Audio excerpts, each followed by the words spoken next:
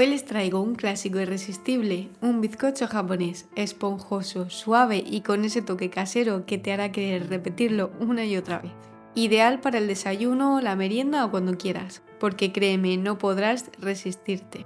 Vamos a prepararlo juntos y les contaré mis trucos para que les quede perfecto. Vamos allá. En un cazo añadimos leche y mantequilla, eso sí, que sea sin sal, para no desbalancear los sabores. Calentamos hasta que la mantequilla se derrita por completo. Este paso es importante porque queremos que la mezcla quede uniforme y sin grumos. Ahora separamos las yemas de las claras.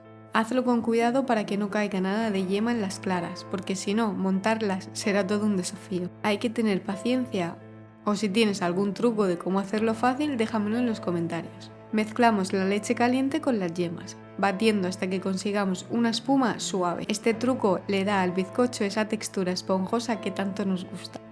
Es el turno de la harina. La tamizamos primero para que no queden grumos y además al tamizarla le damos aire a la mezcla. Yo estoy usando harina de trigo común, pero si prefieres algo diferente, prueba con harina de avena o incluso de almendras para un toque más especial.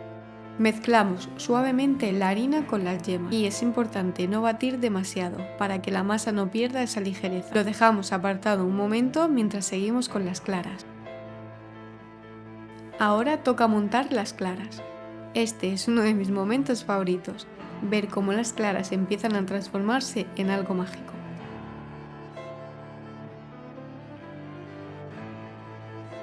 Vamos añadiendo el azúcar poco a poco mientras seguimos batiendo. Estoy usando azúcar blanca porque es la mejor para lograr ese punto de nieve perfecto. ¿Sabías que las claras montadas son el secreto para que el bizcocho se airea?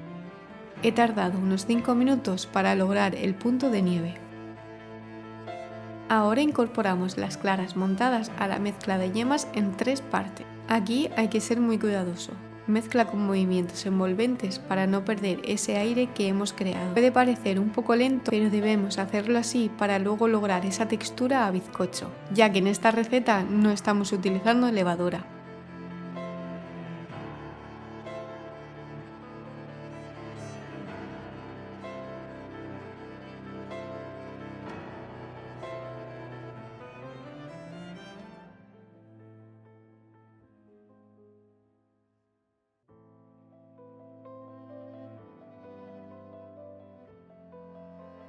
Vertemos la mezcla en un molde forrado con papel vegetal.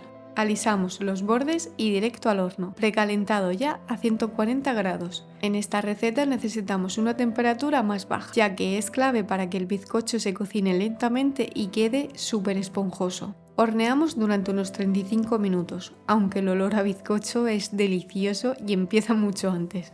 Sácalo del molde con cuidado y córtalo en trozos. Aquí puedes decidir el tamaño según lo prefieras. Estos trozos son ideales para compartir, pero si quieres quedarte uno entero, lo que prefieras.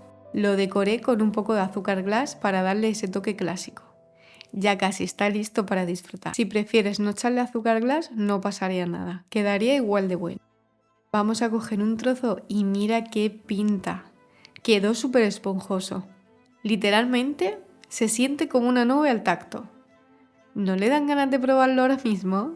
Y ahora a disfrutar. Es el momento de probar este bizcocho japonés que te lo aseguro no va a durar mucho en la mesa. ¿Cuál es tu momento favorito para disfrutarlo? Si pruebas a hacer esta receta, cuéntame en los comentarios y dime qué tal te ha salido.